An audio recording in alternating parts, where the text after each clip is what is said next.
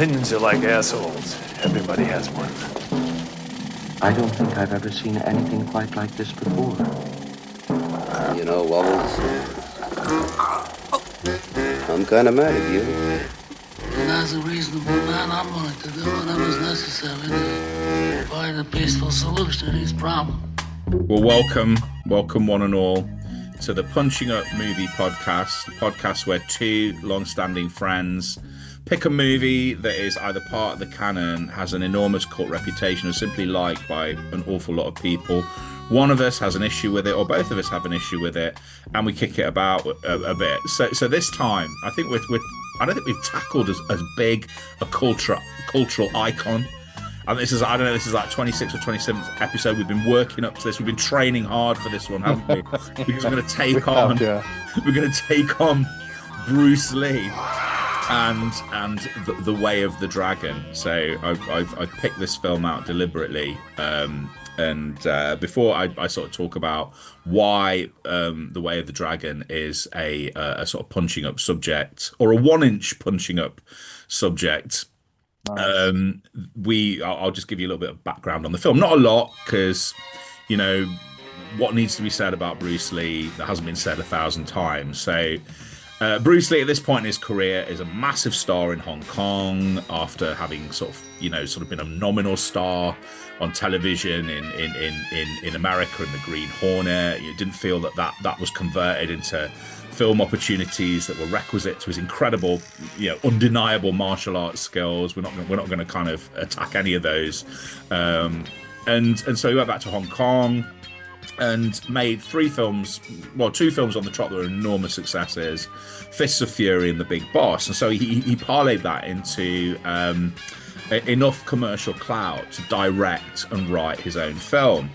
So he set up a production company called Concord Productions, and he wrote this script that was essentially, I mean, it was very, very similar plot-wise to films he'd done before, but it was essentially his way of disseminating his martial arts philosophy, woven into the fabric of what on the surface is, sort of straightforward martial arts film.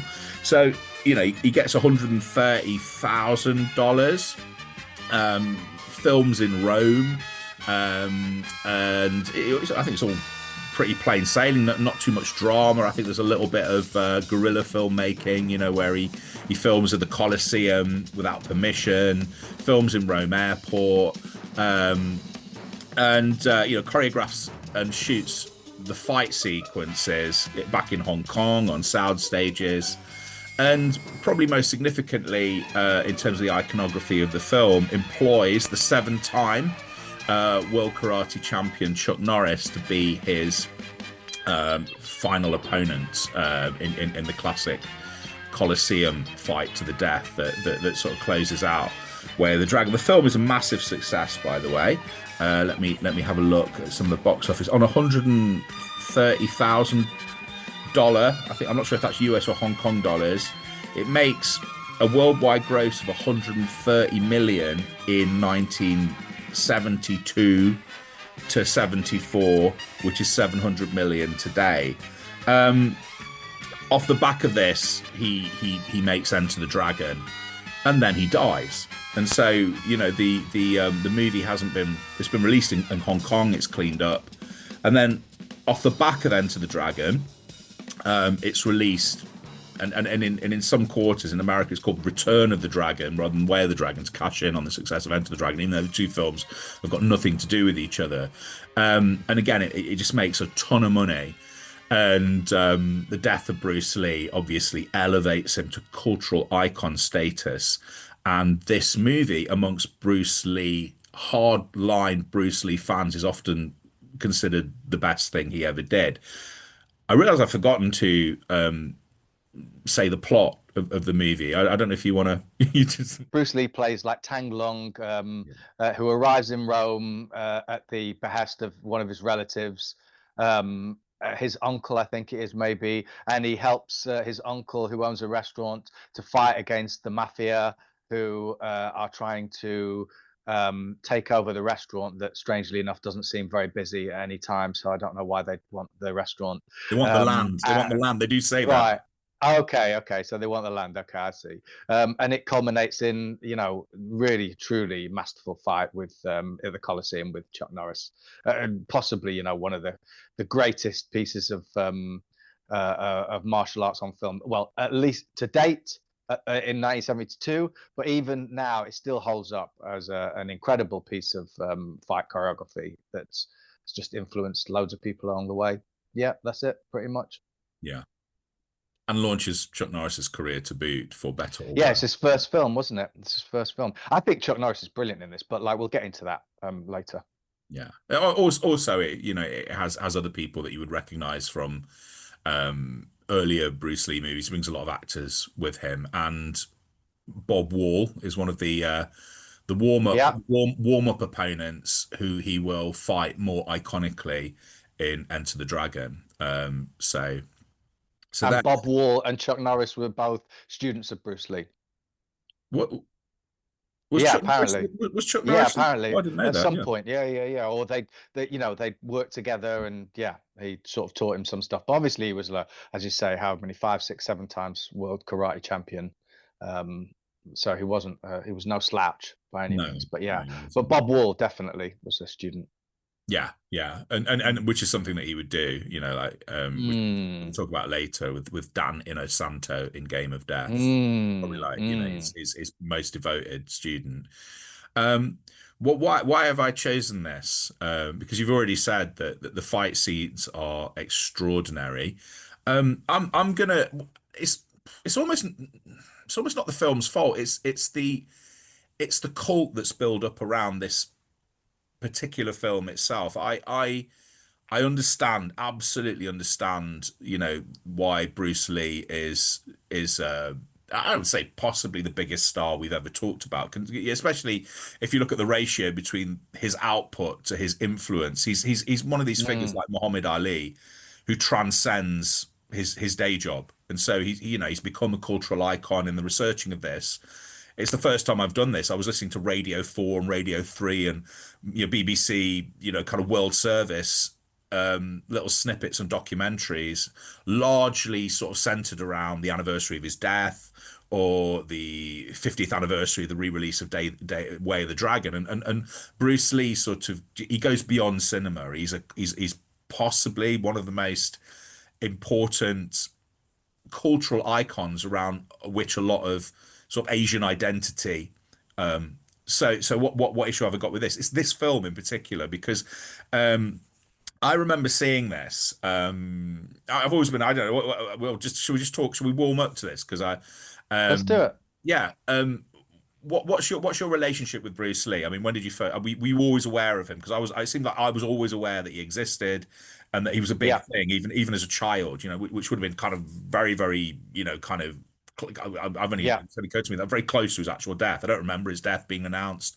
I think I was 3 or 4 at the Mm, time, but yeah, same. yeah, school. You know who Bruce I Lee wasn't. 7, 8, 9, 10, maybe around that time, I started to watch films and started to become more aware of like martial arts films. Bruce Lee being such a, as you say, cultural icon. You would have probably seen him on TV or like clips, or they would have been talked about. But yeah, always loved Bruce Lee. Like going into my early teens and then watching his films in my early teens. I loved him. He's such a presence on screen, and you'd never really seen anything like it. As far as the specifics of like Fist of Fury, Way of the Dragon, the Big Boss, Fist of Fury, Way of the Dragon, it was really about the fights for me. They were never, none of those 3 films I did feel were amazing films. It felt like you were watching them in order to, it's kind of, sorry to be crude, but it's kind of like pornography. You're waiting for the action to start. You're not really in those 3 films. You're not so caught up within the narrative. You just want to see Bruce do his thing. And so, especially in those 3, it changes in Enter the Dragon. Enter the Dragon becomes a bit more, which we'll talk about, a much more well-rounded, kind of more westernized film that has more technique. What am I trying to say? Or Anyway, cinematic technique and grammar and Yeah, like just exactly. basics of like formally good Yeah, filmmaking. yeah. Yeah, and it's interesting what you were saying, because obviously he was trying to work in America, but nobody was really giving him the breaks that he wanted, and especially not giving him any kind of leading man opportunities. Kung Fu Warrior, that became a TV series now. He had lots of ideas and had lots of meetings, but nobody really bought the idea that Chinese could, sell a film. So goes back to Hong Kong, makes those two films, has that massive amount of success, as you said, and then is able to direct, write, star, produce, blah blah blah, fight choreograph this Way of the Dragon, which then opens the door for Enter the Dragon, doesn't it really? And interestingly enough, I'm sort of skipping ahead a little bit. Bruce didn't feel that Way of the Dragon was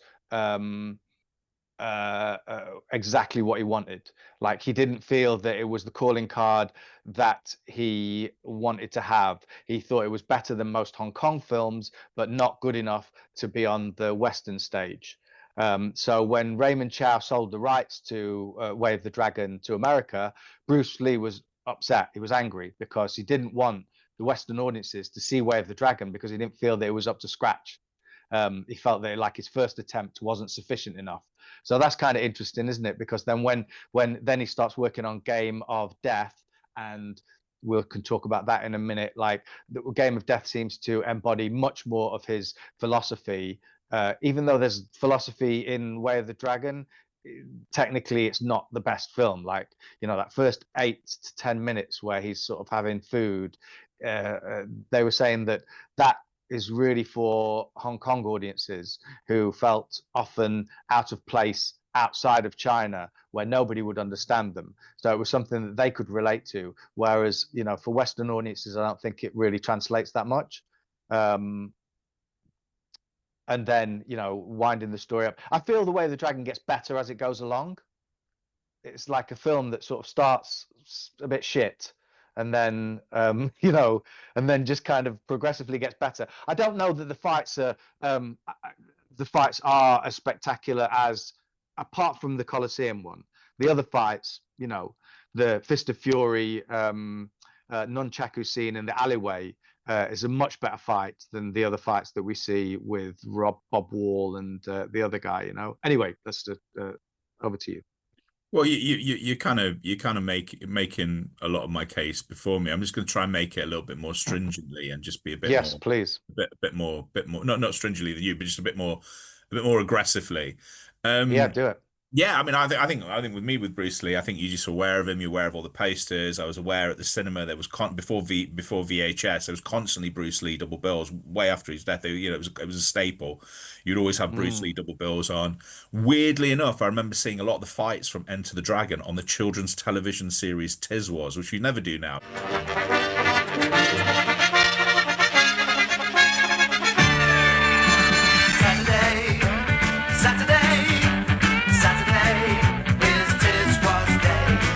You never stick an X certificate. Wow. See, because they were, because the fights aren't that violent really until you get into the sort of latter stages of that movie. So you'd always see the fight with Sammo Hung, or maybe even a little bit of the cavern fight, which surprised me. But it was the 70s, it was a different time. Yeah. And they could stick a Bruce Lee. Yeah, Jimmy Savile was on TV all the time. Exactly. Then, so it was definitely a different time. The thin end of the wedge, just sticking a Bruce Lee fight on a television. I think I first saw Way of the Dragon in one of those little assembled 16mm things. You could get like real cut down versions of it. I used to do karate. I was really, really bad at it. But one of the one of the sort of cinematic benefits is we just had one of the students like we set up a projector in like the dojo where we were staying, and just at the end of a sort of session, he projected basically like a kind of 20-25 minute cut down edit of Way of the Dragons. That's the first time I saw those fights or edited versions of those fights. I think I saw Enter the Dragon first, really liked it, still like it, love Enter the Dragon. And then eventually when I watched Way of the Dragon, I think I might have watched it at school, again, different era. When I went to school, which is in a sort of, pretty rough part of Nottingham. Our end of term films would be things like First Blood. They would just wheel a video out. They showed First Blood to a bunch of like 14, 15-year olds. It's over, Johnny. It's over! Nothing is over! Nothing! Breakdance the movie.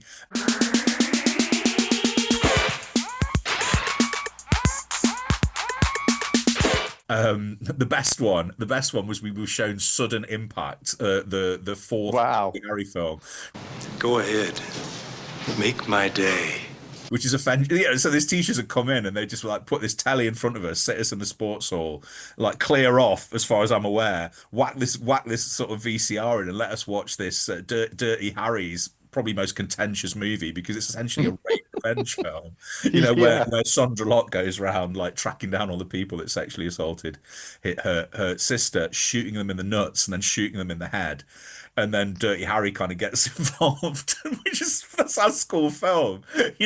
School will get shut down for showing that now. But it was so I saw Way of the Dragon. I think even as a 14 or 15-year-old, I thought, yeah, this is a bit ropily made, isn't it? And watching it later, I think this is a really, really clumsy bit of filmmaking, which wouldn't in itself. Oh yeah, the fights are good. The fights are very, very good. Which wouldn't in and of itself get it on the in the punching up crosshairs. What did that was I was listening to a podcast, very, very good podcast, doesn't exist anymore. Well, the episodes are still out there, called the Arrow Video Podcast, which is these two guys, a film director and a special effects makeup guy, talk about movies that are kind of put out by the Arrow distributor, and they don't know what film they're going to get. They're sent it, and they sent Way of the Dragon. And they talked about it like it was the Citizen Kane of martial arts films. It was their favorite Bruce Lee film, almost like a perfect film. And as I was doing a bit of research, I'm going to read you some of the things that are said about this movie. I don't think we're going to disagree too much on this one. So this is from Arrow themselves. It's the blurb advertising their sort of special edition of Way of the Dragon. He only got to complete one film under his deal before his untimely death, but it's arguably his most personal and exciting, The Way of the Dragon. Now, it gets even more like hosanna-y in a minute. This is from the about Bruce Lee. That was an accident.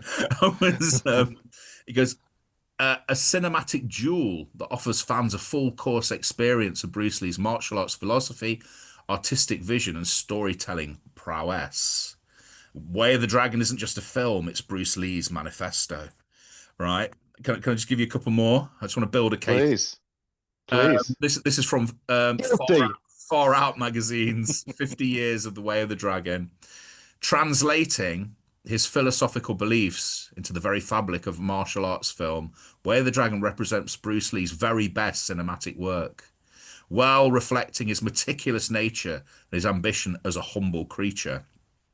And then it goes on to say, representing the very best of the martial artist, filmmaker, and philosophical thinker, Way of the Dragon undoubtedly remains Bruce Lee's greatest feat of cinema acting as a timeless ode to the cultural legacy of an undisputed icon.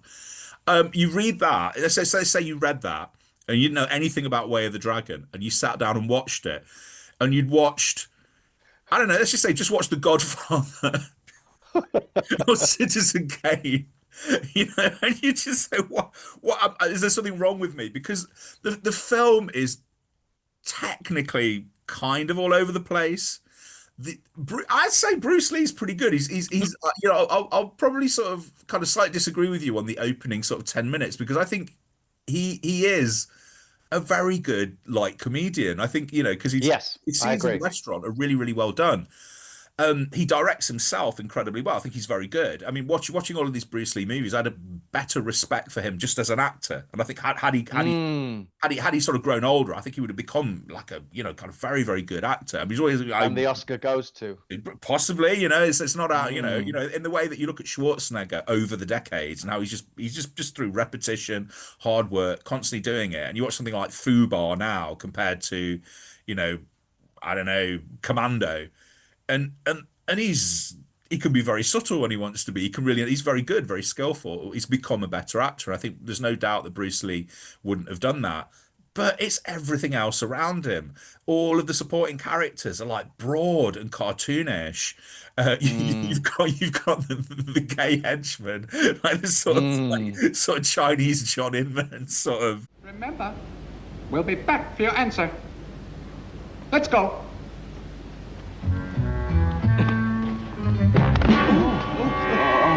Excuse me.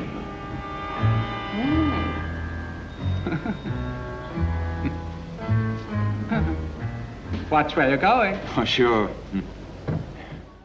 Yeah, just the silly things, just silly choices. Like, they hire these martial arts assassins to kill him, and they turn up in the middle of the countryside dressed in their gis to fight him. Why? Yeah. And it's like, and just when they meet, when they meet because they're from different styles, even though they're being paid to do a job, they're constantly fighting each other and have to be constantly broken up, and just.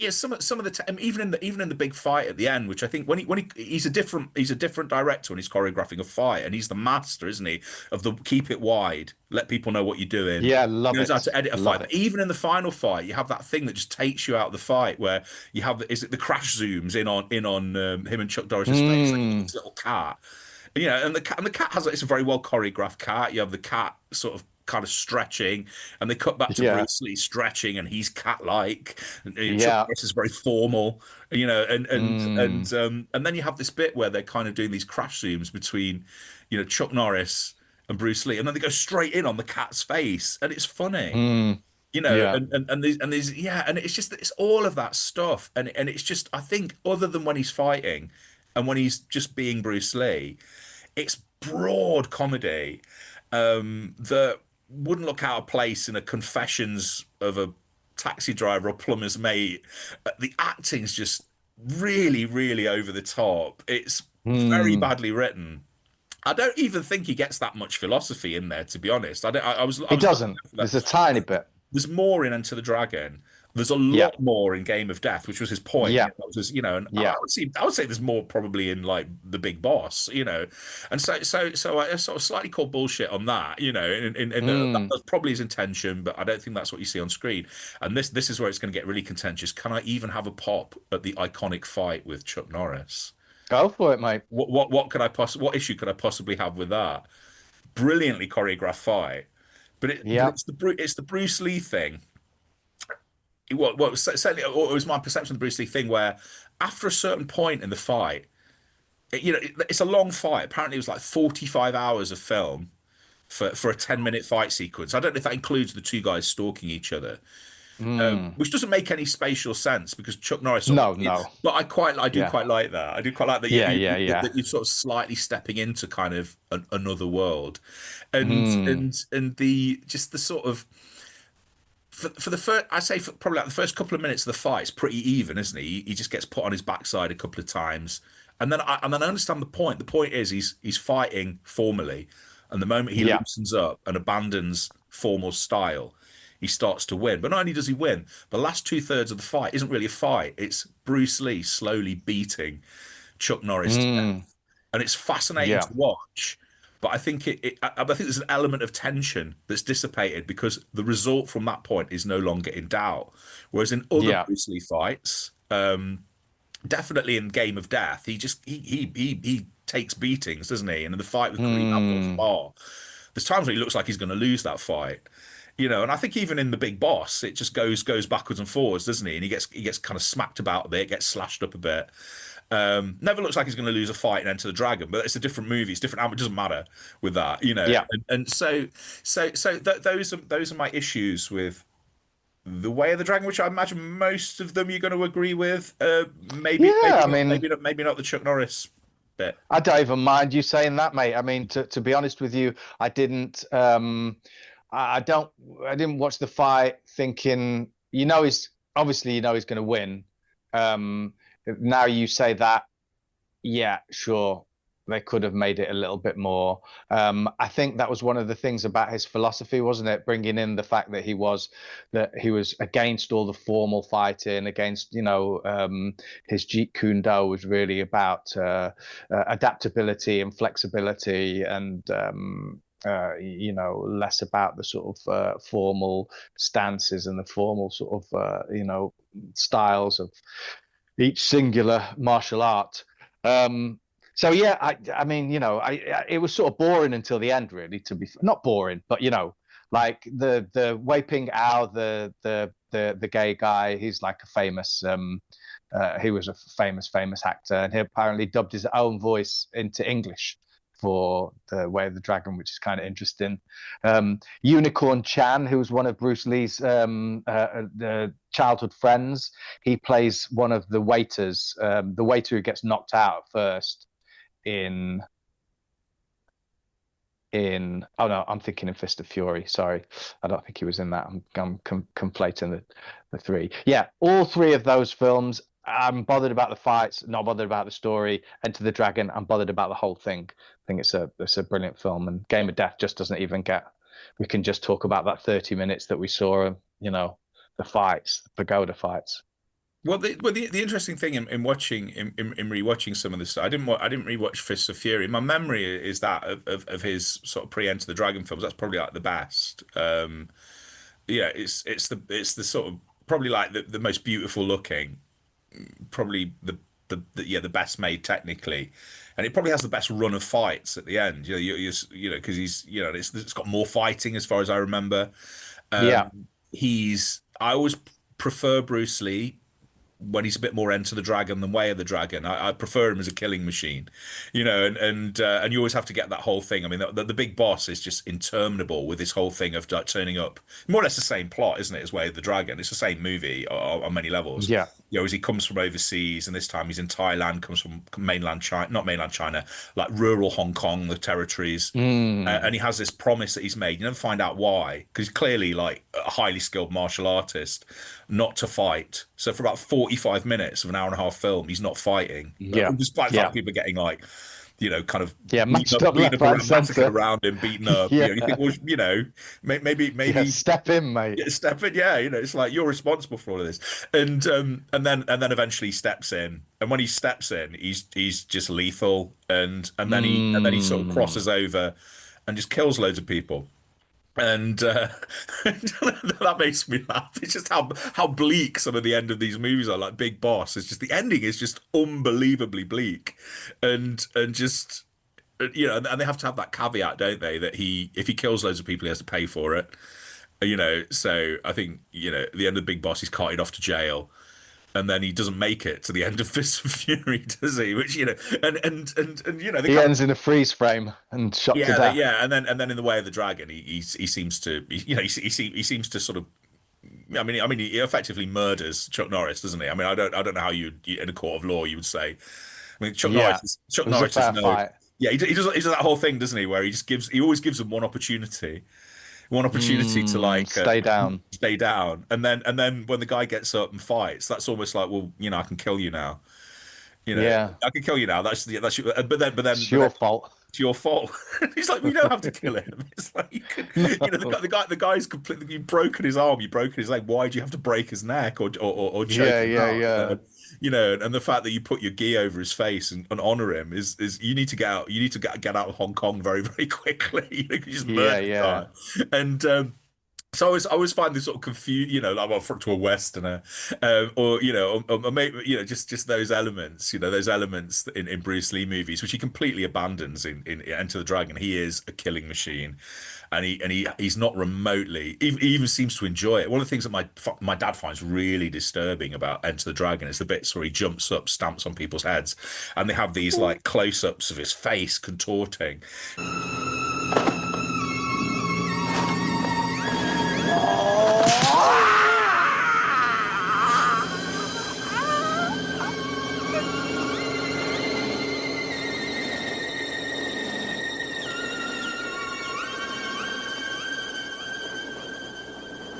which is like really clearly enjoying what he's doing. And everyone in Enter the Dragon deserves to be killed, and and he just does it with gusto. So I think what I take issue with often is the way Bruce Lee in the things that I've read is deified almost to demigod status. He's like a saint. And everything he does is slightly touched with heaven. And any kind of cursory reading into Bruce Lee is that he was a flawed individual. He was a human. He was subject to getting very offended very easily. I believe I'm right in saying that when he died, he was in the company of his mistress, not his wife. I remember reading a sort of Steve McQueen biography, and obviously, Steve McQueen was one of Bruce Lee's students, and Steve McQueen saying something that offended Bruce Lee, and he said, and he was driving, and obviously, sort of Steve McQueen was a phenomenal car man. He was a phenomenal driver, and he put his foot down on the accelerator and was driving faster than Bruce Lee could kind of cope with in order to make him calm down, because then if he stopped the car, Bruce Lee probably would have smacked him about. And I thought, well, that's not this guy that these articles are talking about. These guys are talking about like the kung fu equivalent of a Catholic saint, which he wasn't. I've always taken issue with that. I think, and you don't need that. He was brilliant. He was a human being. He was flawed. He obviously died before his time, and he's not a saint. And these movies aren't these great sort of like kind of Trojan horses of pure philosophy that are these cinematic jewels at the same time. They're kind of they're a lot of them are kind of quite ropily made movies that have brilliant fight sequences, and front and center one of the sort of most charismatic stars has ever been, but they're these kind of mixed bags. So, which is why I was one of the people that loved the sequence in Once Upon a Time in Hollywood, where Bruce Lee gets put on his backside by Brad Pitt after being like phenomenally arrogant, which I understood he could be, and I love Quentin Tarantino-esque refusal to not only not apologize but attack Linda Lee as well. Call her an effing liar, for basically kind of lying about her husband's legacy over the years. So, I just kind of enjoyed that, not because I want to see Bruce Lee put on his backside but because it was more about like just dismantling the sort of demigod status of Bruce Lee. That articles like this kind of overpraise a film that's actually technical, and people that should know better, people that love movies, there just seems to be something that glamours them about Way of the Dragon, and they just don't see this kind of not particularly well-made film with some really, really good fights and a very, very charismatic star who was about to do something much, much better in Enter the Dragon. Yeah, and potentially Game of Death as well could have been something really quite special, had he managed to finish it.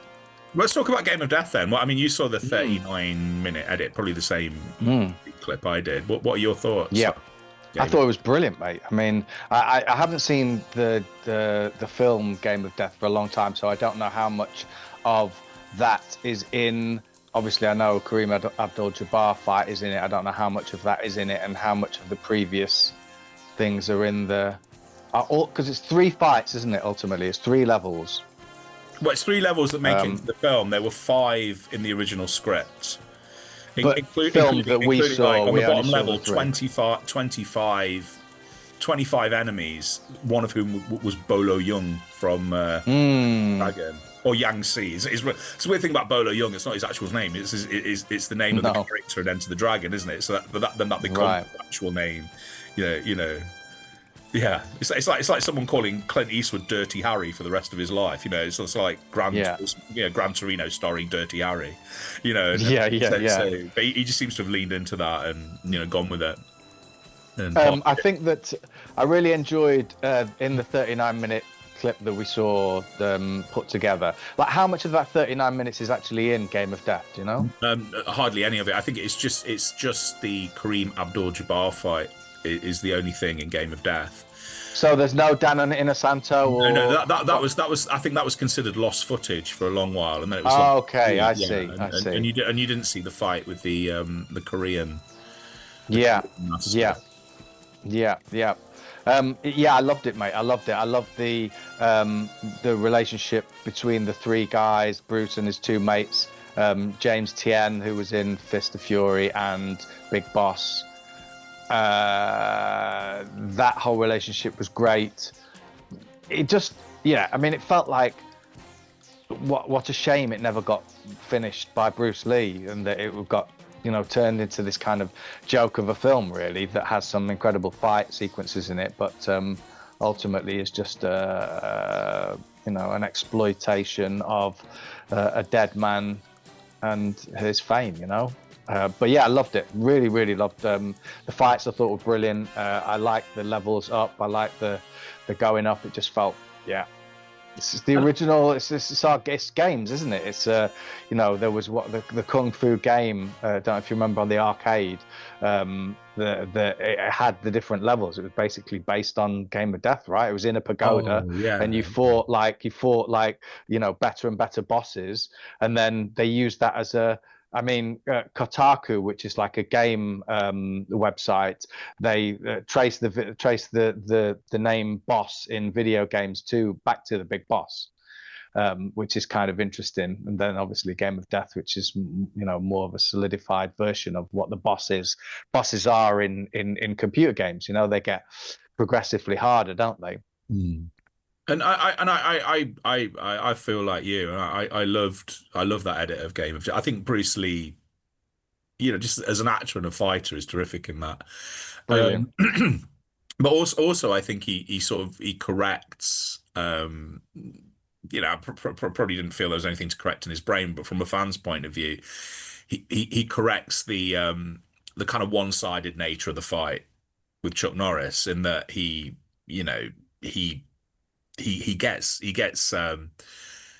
really takes a beating from Kareem Abdul-Jabbar, you know, and you get a sense of progressive exhaustion, because you never really get the sense in Enter the Dragon that he's ever tired, you know. You know, hardly breaks a sweat, you know, sort of killing all of these people, you know, sort of where he kills O'Hara, and that amazing fight sequence, which I love in the cavern. Still probably my favorite Bruce Lee fight sequence. Yeah, it's brilliant. Yeah. It's just easy. You know, it's easy. He kills all these people with ease, but I don't mind that. I don't mind him dispatching like about 30.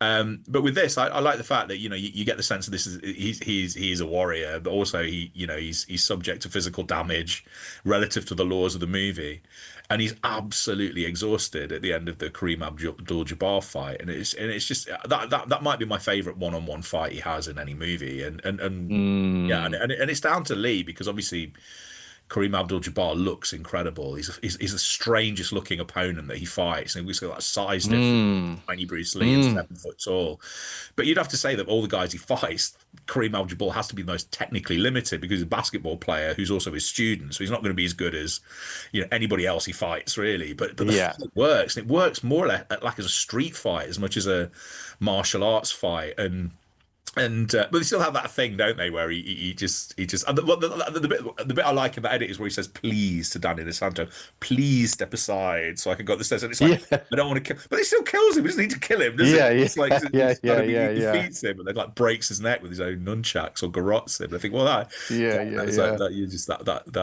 extra level of brutality that's justified because he refused to stand, you know. But it's I think more of his philosophy comes out in that. It seems more integrated, and it seems to fit within the world of the fight, because it is this kind of weird sort of spiritual environment that he's fighting in, you know, where you can see that each pagoda represents something that he has to overcome, you know, and the two guys with him kind of fail to see the lesson because they're arrogant, they cut corners, and they end up getting either, I think it's unclear whether one of them's killed or not, one of them's certainly beaten, or might be killed. And I thought it really, really worked. I love the line. There's a great line in it where he just goes, I love the bit where he just says to the first opponent, you know, do you mind if I move my man out of the way? Give us more Yeah, yeah, yeah. give us more To space to groove. groove. But he just does that whole Yeah, thing where he elongates the vowel. He goes, yeah. and he gets away with that. It just doesn't sound ridiculous when he says, give us more space to groove. I hope you don't mind if we move our man so that the two of us will have more room to groove.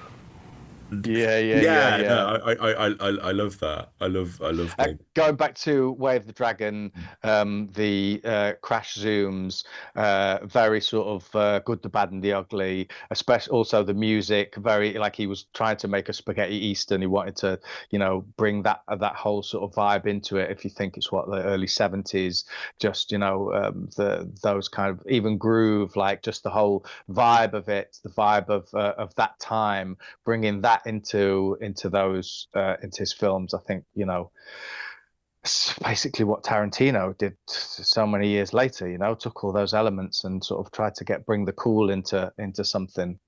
It's watching these films again just made me kind of sad that we didn't get to see more of it, and I think that we missed out because of that. I think there would have been some incredible films that he would have made had he survived. And potentially a lot of rubbish as well. Surely, yeah, sure, of course. Which probably would have maybe diluted. It's that whole thing of like, was it? I mean, obviously not for him, So we're parking the fact that he's a man who didn't want to die when he was 32. But would he have been such an icon had he not died? If he'd have gone on, say, like any other martial arts star, here's a thought: appearing like Chuck Norris did in Expendables 4. Let's say he had some hits, he'd had some misses, he'd made a lot of rubbish movies. I suppose Jackie Chan. You see the rise and fall of Jackie Chan's career. He's iconic. He's like sort of second in the pantheon of great film martial artists. He has to be second, doesn't he, to Bruce Lee? But he doesn't have that. He doesn't have that sort of next level, burning through the culture sort of iconography status. And he probably never would have had, because he doesn't have Bruce Lee's like magnetism. He doesn't have his sex ability. Jackie Chan's not. I mean, that was the big surprise, wasn't it? There was this kind of perception that Asian stars couldn't be sexy, and he was. And the thing I forgot to mention was like, a year ago I saw Enter the Dragon in the cinema. And it's one of those weird things where you go in the cinema to see a film that has no surprises for you because you've seen it so many times. You can quote the dialogue, but what was clearly evident was how absolutely blazing Bruce Lee was. Whether he's doing nothing, walking across a room, especially when he's fighting on the cinema screen. And I can't think of any other martial arts star that has that quality. However brilliant, however much I love them or will turn out to see their work. But if he had a long career, it's inevitably, and he did seem to sort of have quite a prolific output. In that short period of time, he makes like 5 films, doesn't he? Like 4 complete ones. Near enough. Yeah. And the way he's making them, he's like shooting Game of Death. He shot the fights for Game of Death before he made Enter the Dragon. Before he did Enter the Dragon, yeah. And so this is his work ethic. So had he come to the West, he would have banged films out, I think, and he would have made some duds. I think he probably would have diluted his iconography a little bit, and then you could potentially have seen him like winding up. Icons rise, icons fall. You've got Mel Gibson in one of the Expendable movies. You've got Chuck Norris in one of the. Could you see him like being chucked to bone by Sylvester Stallone at that point in his career and turn up as a 70-year-old man in Expendables 5 or something like that? The thing about Bruce, though, is that even in that time, if you think about like the interviews that he gave, he studied philosophy, like he was into philosophy. So when he's talking, he's already creating this.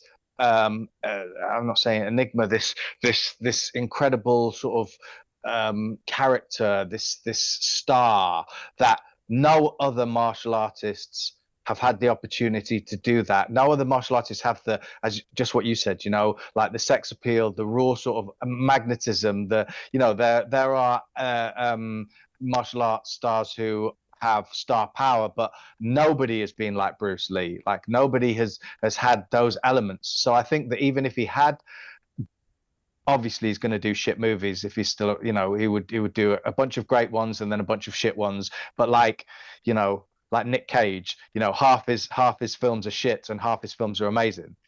He's still considered like an incredible actor, right, by most people, even though he had that sort of time. And maybe Bruce Lee would have probably gone through that. Who knows? Like Bruce Lee would have been, you know, would have been Rush Hour, maybe, you know, it would have been that sort of. I think he would have. What I'm trying to say is that Bruce Lee, in that small sort of space of time, did more than anybody since to cement a legacy, to create a persona, to create an energy that we have not seen since. No, and so even if he did shit, I think that he would have retained, I think, a massive amount of that legend. No, I agree with you, and I think the Nicolas Cage comparison is inspired actually because because there's a cult of Nicolas Cage that will excuse mountains of garbage for a surfer or a Mandy, or which he'll always come back to. He just has that thing where he seems to find the most wild and eccentric material that suits him, or someone will bring it to him. And then it doesn't matter about all of the rest. And when he dies, his legacy is going to be unique because he's unique as well, isn't he? There's no one who acts like him. There's no one with that. It's a unique. So I think that's a brilliant sort of almost like kind of lateral comparison. So yeah, no, I'm a little bit more reassured that had he lived, he would have. Yeah, I think so. Yeah. A couple of things. So as a kid, I thought he'd only made 5 films. Well, obviously, you know, Game of Thrones he didn't really make, but like Game of Thrones, fuck's sake, you've just put it into Could my he have head been now. in Game of Thrones? That's an interesting thing. Yeah, he could have some totally. kind of like, was it Dothraki warlord? He would have been great. Yeah, you know, sort of like Jason Momoa sort of bows down to him. You know, you just bring him on. Totally. Yeah. He could have been Tulsa Doom, mate. Could have been, yeah. Or Mackie. Oh, Tulsa, he would have been better as Tulsa Doom. I think Tulsa Doom for sure. He's called like evil Bruce Lee in his philosophy as well. Yeah. But what I didn't know that I only found out through doing this podcast or this research is that he made his debut at 3 months old, mate, in a film playing a kid. So that guy Bruce Lee he was doing films all the way from like 1940, roughly, was born around then, all the way to 1960 before he went to America. He was making like Chinese movies. He made 27 films before he made Way of the Dragon. And his parents were actors as well. Exactly. It's all part of that sort of tradition, the theatrics, and you know, he was in that world. And I don't think I knew any of that information beforehand. Obviously, he goes over to America because he was starting to get into trouble, apparently. I mean, again, this is, you know, what's true, what's not, I don't know, but seemed to be getting into street fights, get sent over to America to, you know, calm himself down, and then wants to get into acting that way. You see that old audition tape that he has in his suit where I don't know if you've seen it. No. Have you seen it? Now, Bruce, just look right into the camera lens right here and tell us your name, your age, and where you were born. My last name is Lee, Bruce Lee. I was born in San Francisco in 1940. I'm 24 right now. And you worked in motion pictures in Hong Kong? Yes, since I was around 6 years old. And when did you leave Hong Kong? 1959, when I was 18. No. It was in The Warrior's Way is the documentary that footage Game of Death came from, and I watched that documentary. I've seen a bunch of documentaries about him, but yeah, I'm sure you would have seen that before. And you know, his appearances in Longstreet, I don't really know Longstreet. I don't think we got Longstreet when we were growing up in England. He was also in Marlowe, wasn't he, with James Jim Garner. Rockford. Sorry, Jim Rockford. Where he plays a villain as well. He plays a guy sent to kill, and he's so good, mate.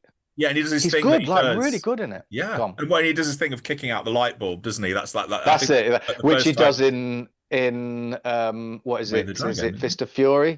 Oh, is it? No. It would be the Big Boss because I didn't watch. Big Boss. Yeah. He does that as a little homage to that, or a little callback to that, right?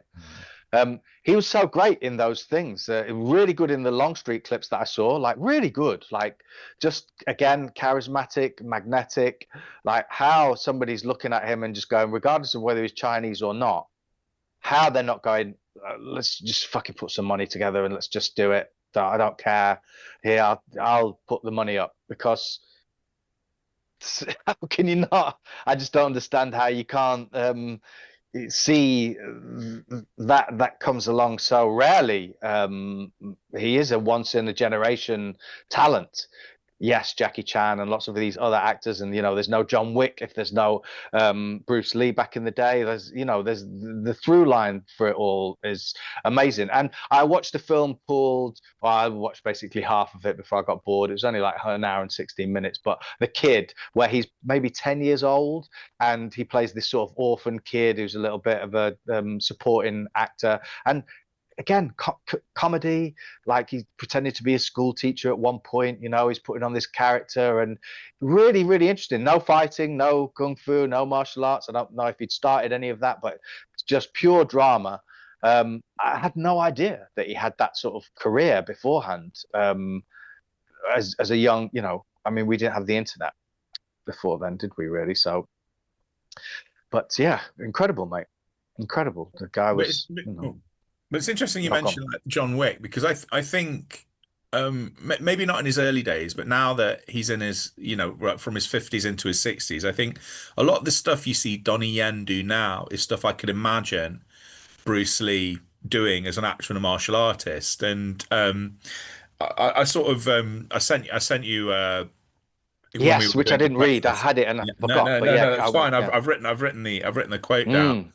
It's a bit of an odd quote because it's from Bay Logan, who I interviewed. I didn't, and he was like the head of Miramax Asia, and I have to say, just very generous with me in sort of responding to questions, but has subsequently is under a bit of a hashtag Me Too sort of cloud now. But I asked him about Bruce Lee. I asked him if what do you think the legacy of Bruce Lee was, and I said, do you think he would avoid the martial arts ghetto of programs like Martial Law and Walker Texas Ranger, and this is what he wrote back to me. He says Bruce Lee had lived, I'm sure he would have focused on Hollywood features. We'd have seen him lend his talents to all the major American movie genres, including cop movies, westerns, maybe even science fiction. Bruce Lee as Obi-Wan ? And so I thought about that, and I think this interview, I remember this interview was probably like 2000 or something like that. And you kind of see an iteration of that with Donnie Yen in Rogue One, as the blind warrior monk, and you think, well, that's the closest we've got to say Bruce Lee being in a Star Wars movie, and it would have worked beautifully. And I think what Donnie Yen, the Ip Man movies, the Ip Man movies that Donnie Yen does is like most successful franchise, feature like an actor playing Bruce Lee, because Ip Man like was said to have like taught him for a while, and there was some kind of connection between the two of them.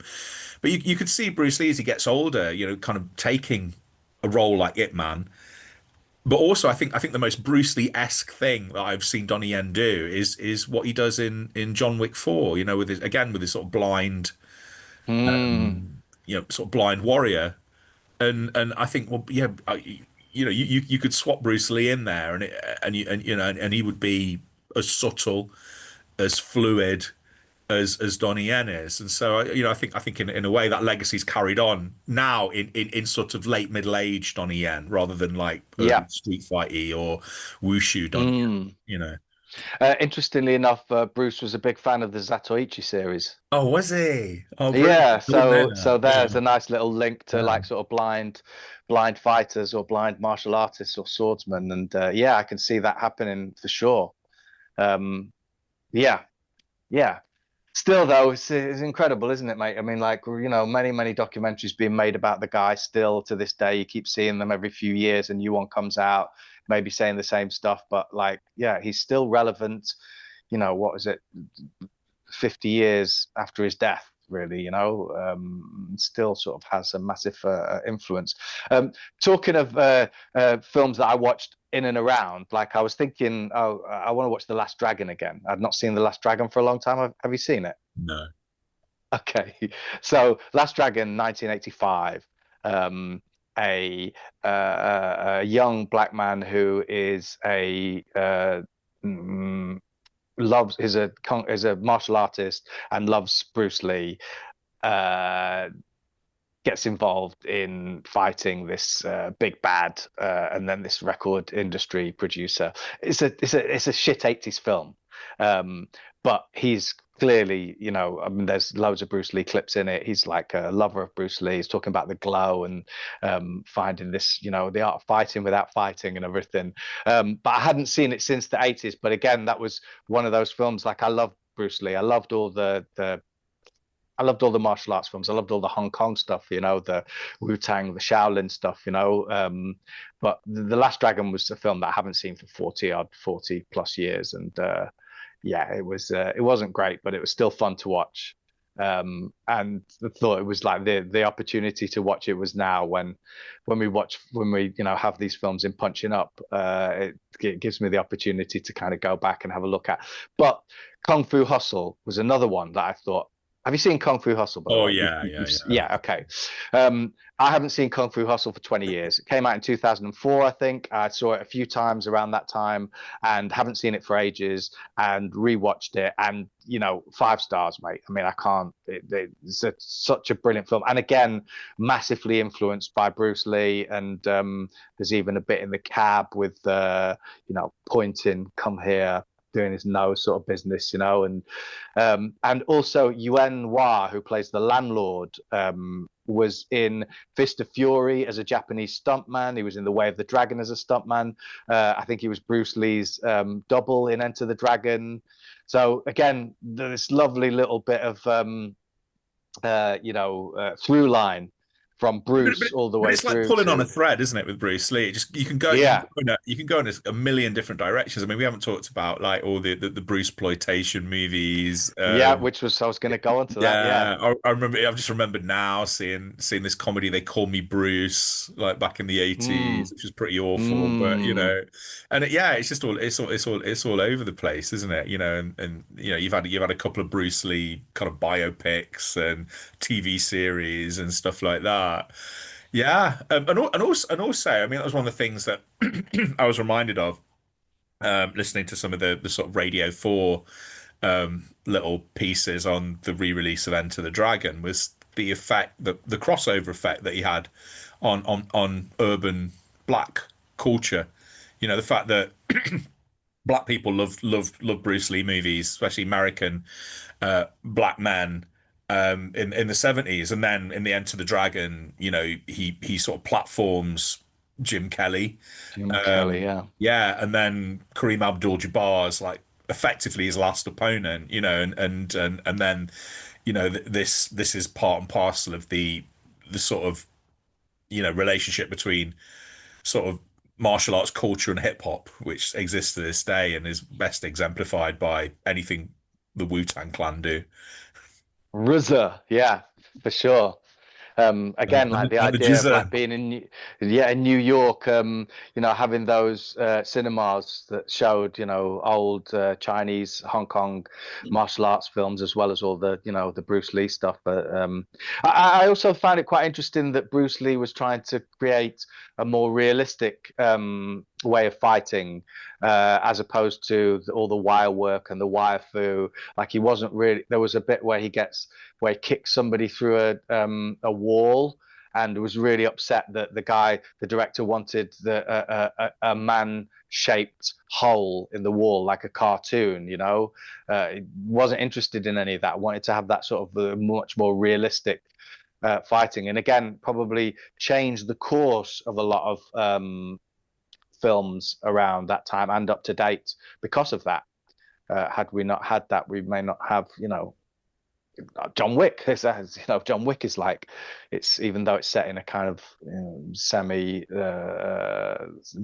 mythological world, it feels like the fights are real. You don't feel like you're crouching tiger, jumping trees from here to there, which is all wonderful and it all has its place and everything. But yeah, great. Very nice. Well, we came to bury Bruce Lee, but we ended up praising him. Yeah, you can't help it, mate. How can you help that? I mean... another punching up failure. Wah, wah, wah. We were never going to beat Bruce Lee. It was never going to happen. We're just, whatever films we choose, mate, we're always going to be charmed by something about them, aren't we, really? Which I love. Yeah. We were fools. So this time, we're going to stay down. Bruce Lee beckons us not to get up. We're going to stay down and avoid getting on. Yeah, I don't want to be snapped. killed, mate. Yeah, it's okay. You can go up the stairs, Bruce. It's all good. Is that it then? Have you got anything else to say? Or are we done? No. It's the style of podcasting without podcasting. Yeah. We don't even know what we're doing next, do we? But we don't know what we're doing anyway, mate. We never know what we're doing. It doesn't matter. It's just we need to be fluid. To be more like the water. Exactly. That's what we are, like the water. And then, we have 1, 2, 3 listeners every 3 months when we release a podcast. And so that's all good. It's more for us, really, to be fair, mate. It gives us a chance to have a chat about films and have that privilege, and which I enjoy very much. But hopefully we can we've done enough to annoy armies of Bruce Lee fans who can, boost our our negative, our thumbs down count.